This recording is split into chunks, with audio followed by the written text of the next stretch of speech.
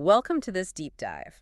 We've got some hefty material you sent over, part 3 of the IESBA Code, specifically looking at professional accountants in public practice. That's the plan. We're diving into sections 300 right through to 360. Think of it as getting the core insights for anyone in public practice. Right, hitting the highlights without getting totally lost in the weeds. Exactly. We want to pull out what's most crucial for ethical responsibilities day to day. So maybe let's jump straight into section 300, applying the conceptual framework. Okay, the conceptual framework. What's the big idea here? Is it like a decision tree? Not exactly a tree, but it is foundational. Section 300 is all about how you, as a professional accountant in public practice, use this framework to sort through ethical questions. So constantly scanning for issues. Pretty much. Being alert to facts, situations, anything that might threaten your ability to stick to the fundamental principles. And those principles are, just remind us quickly. Integrity, objectivity, professional competence and due care, confidentiality, and professional behavior. Yep. Section 300 doesn't list them all out in detail right there, but it's the bedrock, the lens you use. Got it.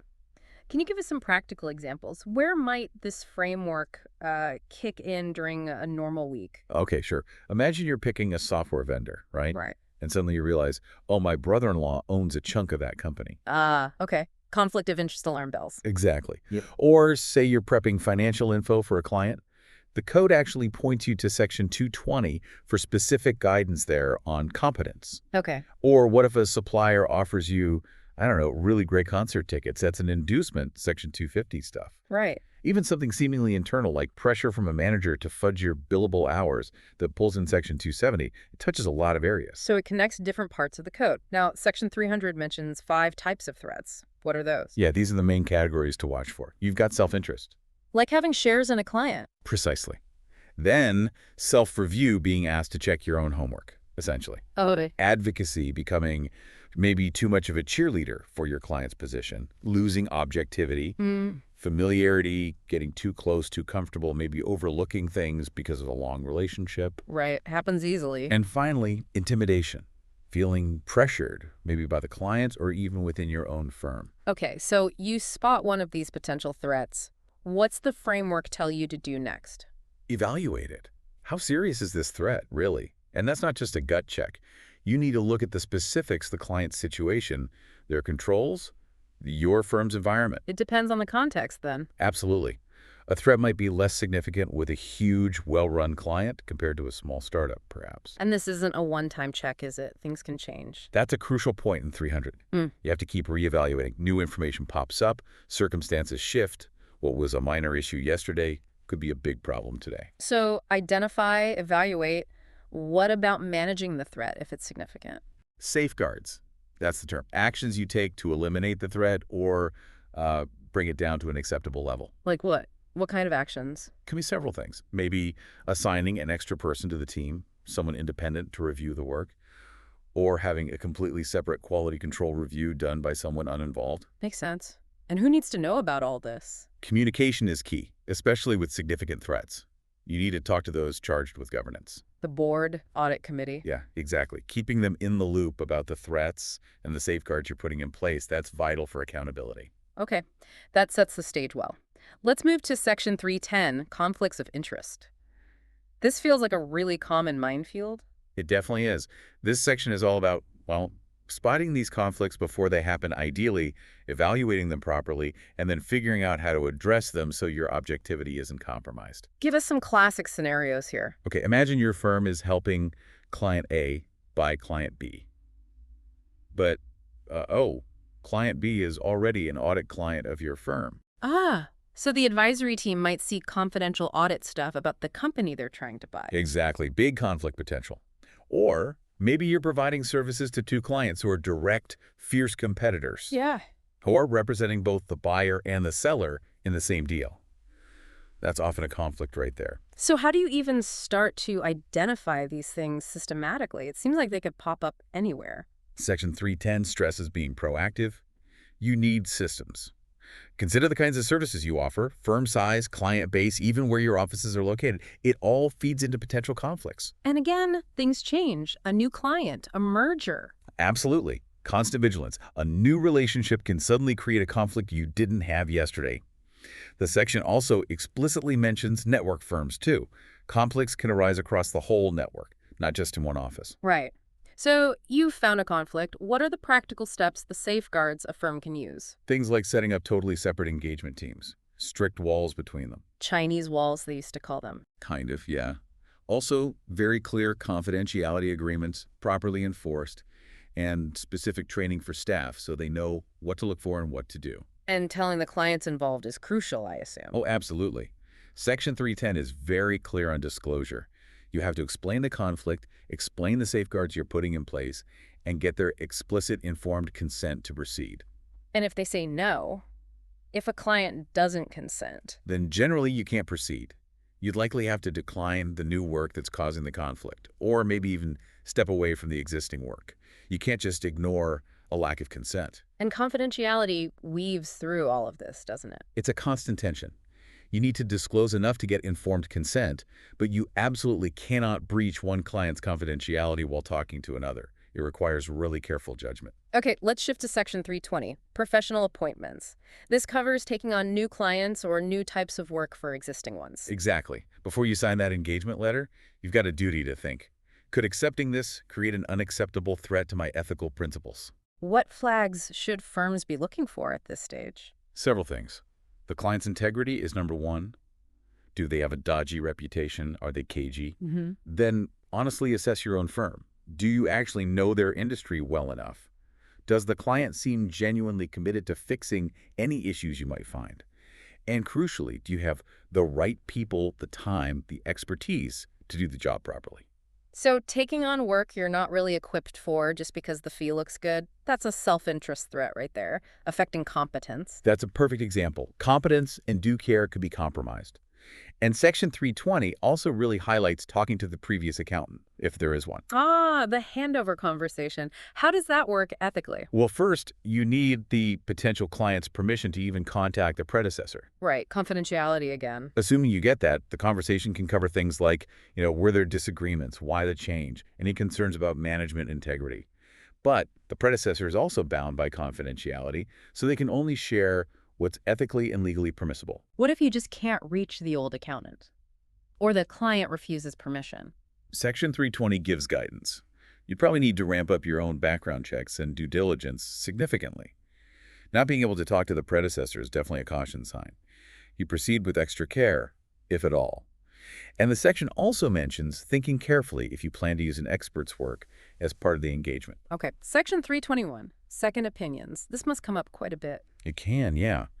Someone's unhappy with their current accountant's view on an accounting standard, or auditing, or reporting, and they come to you for another perspective. What's the main ethical trap here? It's often a self-interest threat. You might feel pressured, even subtly, to give the opinion the client wants to hear, especially if it contradicts the existing accountant's view. Your objectivity could be at risk. So how do you handle that request ethically? What are the safeguards? Section 321 suggests a couple of key things. Definitely ask the client for permission to talk to the existing accountant. Understand their side, their reasoning. Get the full picture. Exactly. And be really clear about any limitations in your opinion. If you haven't seen all the facts the first accountant saw, you need to state that clearly. Manage expectations. Right. Let's move to Section 325, objectivity of an engagement quality reviewer. This seems absolutely vital for audit quality. It is. The EQR is like the final quality backstop. This section is about making sure the reviewer's objectivity isn't compromised by their own past involvement or relationships. What kind of things could compromise the reviewer's objectivity? Well, a self-interest threat, maybe they hold shares in the client. Or self-review if they were recently a key player on that same engagement team. Reviewing their own work, basically. Pretty much. Familiarity threats, too close friendships with the engagement partner or client executives. Or even intimidation, feeling pressured by the firm leadership or the client. How do you judge if these are serious threats? Section 325 points to factors like, what role did the reviewer play before?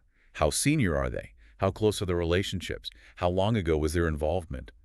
You weigh these factors. And if there is a threat, what safeguards can be used? One example given is changing reporting lines to create distance. But a big one is the cooling off period. An engagement partner typically has to wait a certain amount of time after leading the engagement before they can become the EQR for that same client. To let things cool down, reduce familiarity and self-review risks. Exactly. Okay, Section 330, fees and other remuneration. Money matters. How can fees create ethical issues? Well, the level and the structure of fees can definitely create threats, mostly self-interest ones. For example, quoting a fee that's way too low might tempt a firm to cut corners on quality. Risk and competence. Precisely. Or conversely, maybe a fee is so large relative to the firm's total income that they become overly dependent on that one client, potentially compromising objectivity if issues arise. What should accountants think about when setting and evaluating fees from an ethical standpoint? Section 330 says consider how the fee is determined. Is it transparent to users? Does the firm have strong quality management systems to prevent fee pressure from undermining the work? Having an independent person review the work, someone not involved in the fee negotiation, can be a safeguard. What about contingent fees? Fees based on the outcome. Those always sound risky. They are generally a big no-no for audit and review clients. Why? Because they create a massive self-interest threat to objectivity. If your fee depends on the client getting that loan, for instance, how objective can you be about their financial statements? Makes sense. Section 330 does allow them for some non-assurance services, but even then, with lots of caution and potential safeguards needed, the rules around audit and review clients are particularly strict. And referral fees. Getting paid to send a client somewhere else. Also tricky. Creates a self-interest threat again. Are you recommending the best provider for the client or the one who pays you the biggest commission? It can hit objectivity and even professional competence. Safeguard there. Disclosure is key. Telling the client clearly about the referral arrangement so they can judge for themselves. The section also briefly touches on buying or selling a practice that has fee and client relationship implications too. Okay. Section 340. Inducements, including gifts and hospitality. This feels like an everyday sort of area where lines can get blurred. They certainly can. Offering or accepting inducements, gifts, hospitality, entertainment can easily create self-interest, familiarity, or even intimidation threats. The core question is, could this improperly influence behavior? Yours or someone else's? What counts as an inducement? It's pretty broad, isn't it? Very broad. Yes, gifts and hospitality, but also things like political donations, appealing to friendship or family ties, job offers, giving someone preferential treatment, special discounts. Lots of things. And critically, anything illegal is flat out banned. No gray area there. And the code specifically calls out inducements where the intent is improper influence. Absolutely. If that's the clear purpose to sway a decision unfairly, then it's forbidden. Full stop. So, if the intent isn't obviously bad, how do you evaluate the threat? A coffee versus courtside tickets. Exactly. Section 340 says look at the nature of the inducement, its value, the intent, as best you can gauge it, the timing, like is it offered during a sensitive negotiation, and how transparent it is. A small token gift at Christmas is usually fine. A secret, lavish trip during an audit, big red flag. What can firms do to manage these risks? Safeguards? Having a clear policy helps, requiring disclosure of offers, getting senior management approval for anything significant, maybe even just declining the offer politely or donating a gift to charity. And importantly, consider inducements involving family members too. Those can create threats just as easily. Right. Section 350, custody of client assets. This sounds serious. Holding client money. Extremely serious. And the code treats it that way. Taking custody of client money or other assets creates huge self-interest threats and risks to integrity and objectivity. So the starting principle in Section 350 is basically, don't do it. Just a flat no. Right. Are there any exceptions? Very few. Only if laws or regulations specifically allow it and you follow incredibly strict conditions. Even then, you'd need to do massive due diligence first. Where did these assets come from? What are all the legal hoops I need to jump through? And if you do take custody under those rare exceptions, what are the obligations? Strict compliance with all laws, Okay. keeping client assets completely separate, no commingling, using them only for the intended purpose, and being ready to account for every penny, every asset, at any time. Impeccable records are non-negotiable. Okay, that's clear. Finally, Section 360, responding to non-compliance with laws and regulations. Nuclear. This feels like a really significant responsibility for accountants. It is absolutely critical for public trust.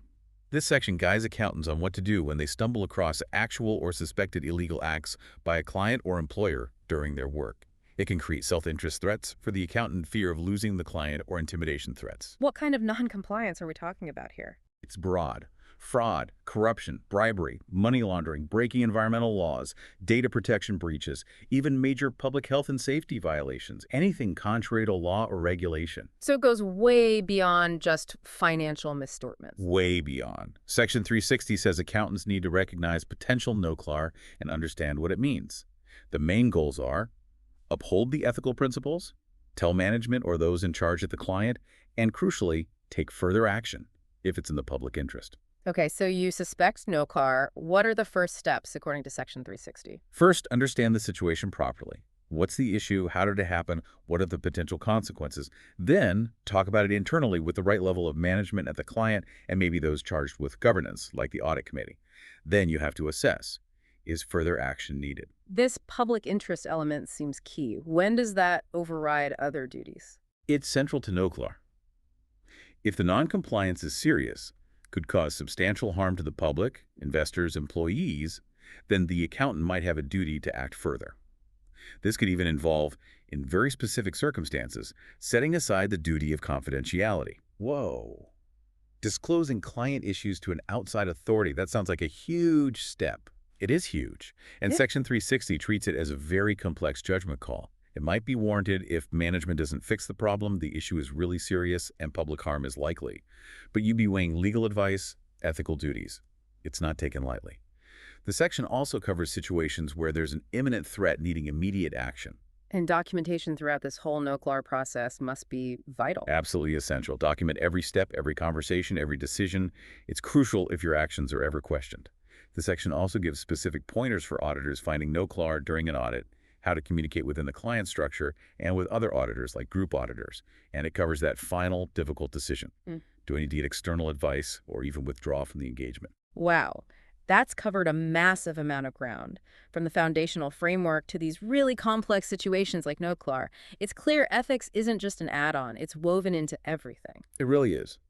These sections, 300 to 360, provide a pretty robust roadmap for navigating ethical challenges in public practice.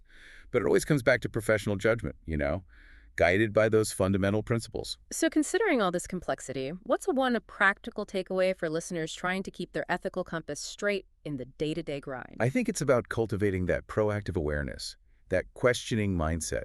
Don't just wait for a massive dilemma. Ask yourself regularly, could this situation create a threat?